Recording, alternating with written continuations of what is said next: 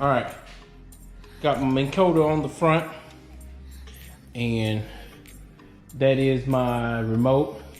I can play with that, left, right. Spot lock.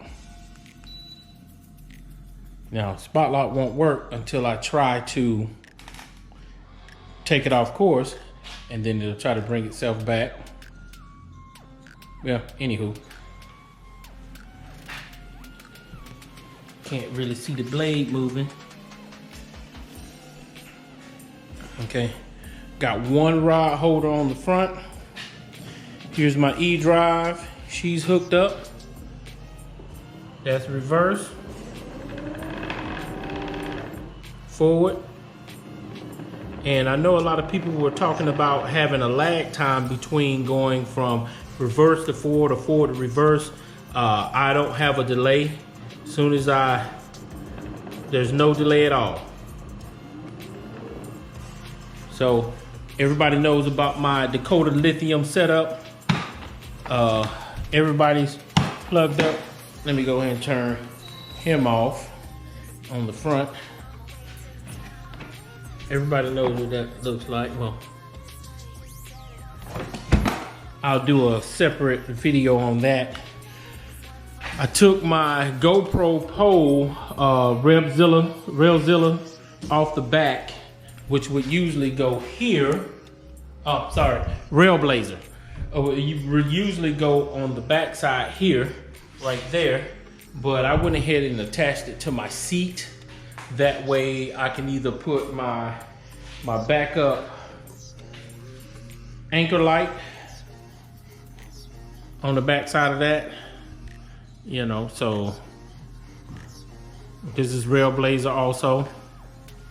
I can actually drop that bad boy in here if I don't have my anchor light on the back side, my navigation anchor light on the back side.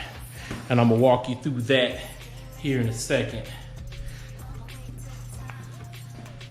I have a switchblade for my total scan for my HDS9 on the back side. All I do is just drop it down. It'll drop into place.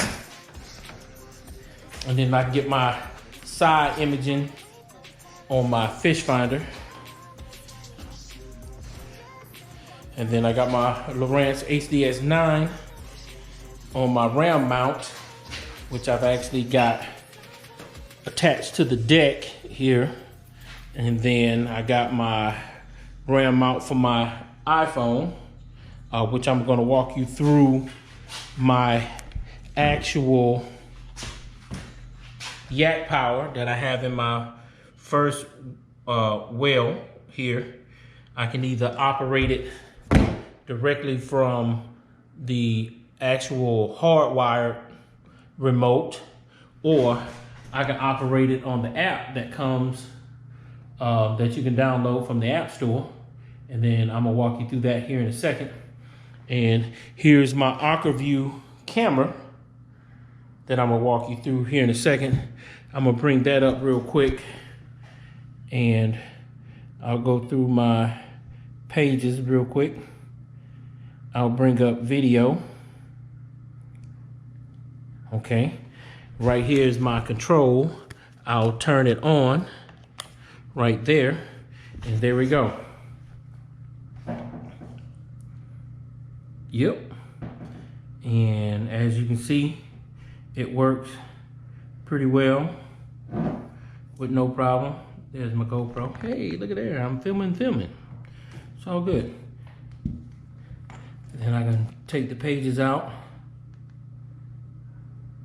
It'll go back to the last page, and I have my down scan, my regular 2D, and then I have my camera.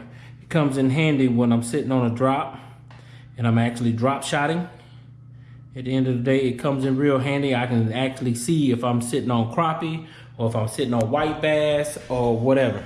So I'm going to turn the light out real quick, and then I'm gonna actually use the phone, the app, to actually go through my accessories on my yak power.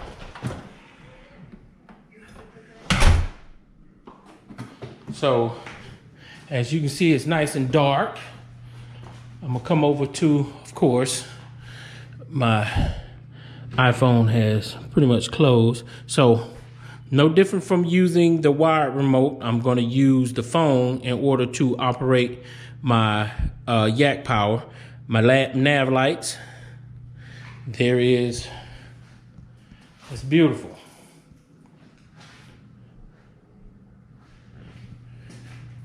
Then I can actually turn them off. I can leave my anchor light, and I can turn them both off. I can go midship, which is off. My bow, off. I don't have those lights hooked up yet. And then let's see. There it is, midship. Like if it's pitch black and I'm out night fishing, I can actually turn those on so I can see what I'm doing on the actual yak, and I'm good to go. And then I can actually turn those off. Nav, once again.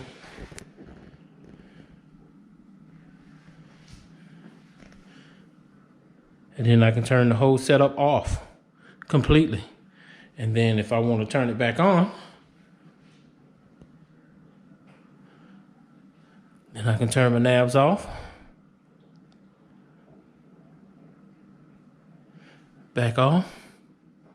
Then I can actually come around. I know you can't see me, but I can actually come over to my remote. Well, that didn't work, but it's all good. See what I'm saying? Turn my lights back on real quick.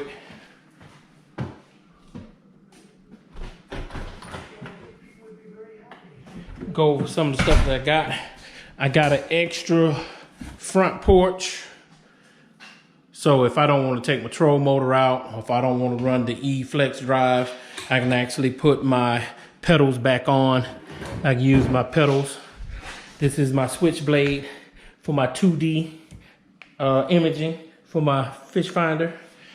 And this is my floating live well that I made. I'll pop that in on the top just like that and take this top off, drop my fish in. This keeps the fish from jumping back out because they won't come back through the hole. So I'll try to get some footage of that coming up the next couple of days. I'm probably gonna put in during the daytime or do some night fishing. Haven't really decided. And I'll show a video of me changing out my actual rope. See, because it's kind of frayed right here for my rudder. I really don't like this setup.